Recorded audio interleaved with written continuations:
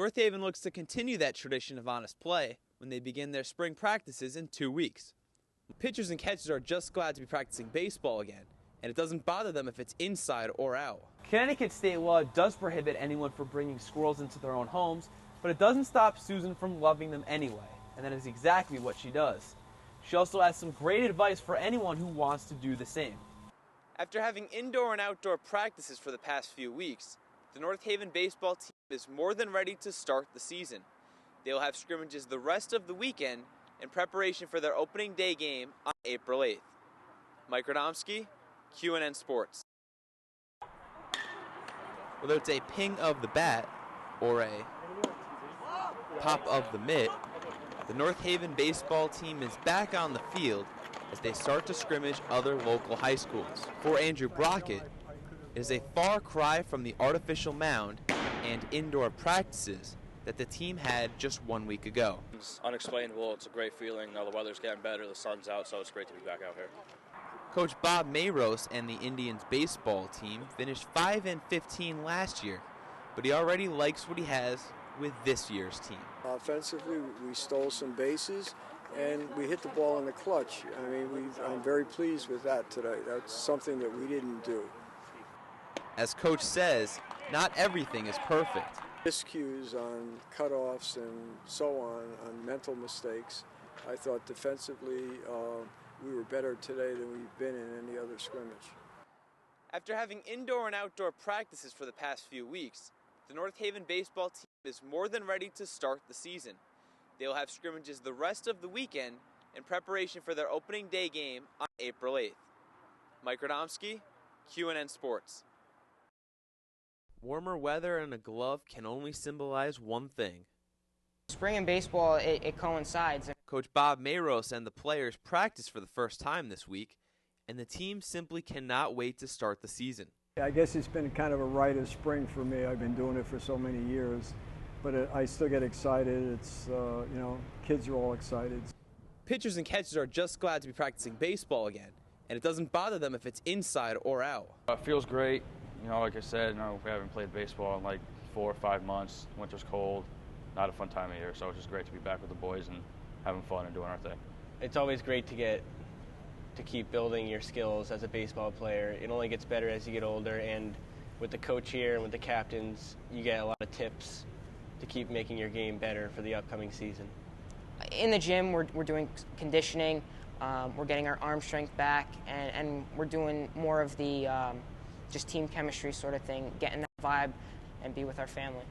As the team walks out of the gym, they'll be walking into outdoor practice next week in preparation for opening day on April 8th. Mike Radomski, QNN Sports.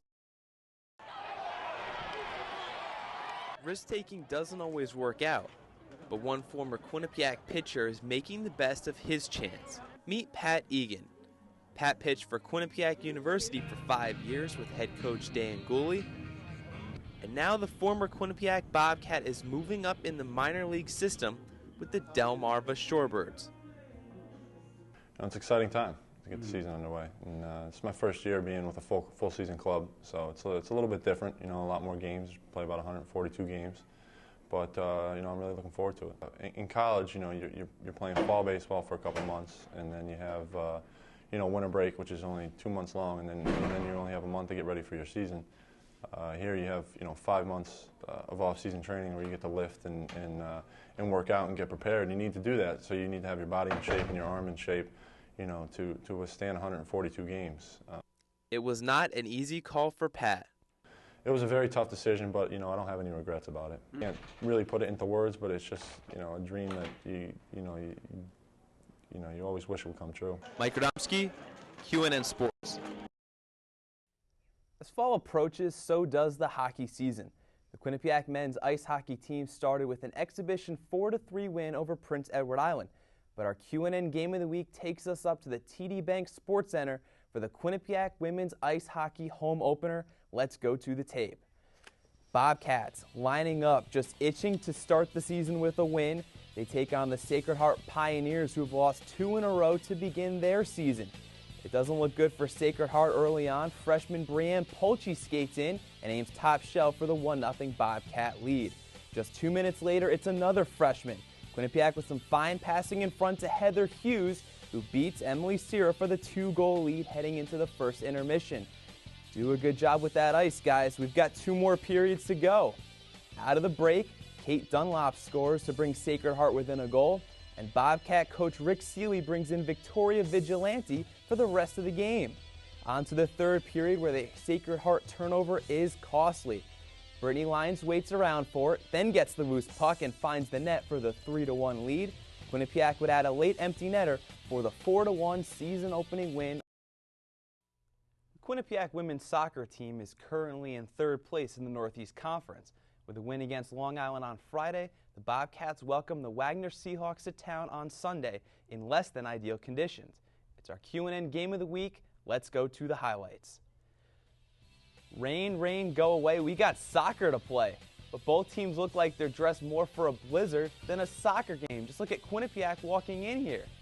Early on, though, it was all Bobcats. The Fortuna Village corner kick is headed on in by Jillian Strassner for the 1-0 lead.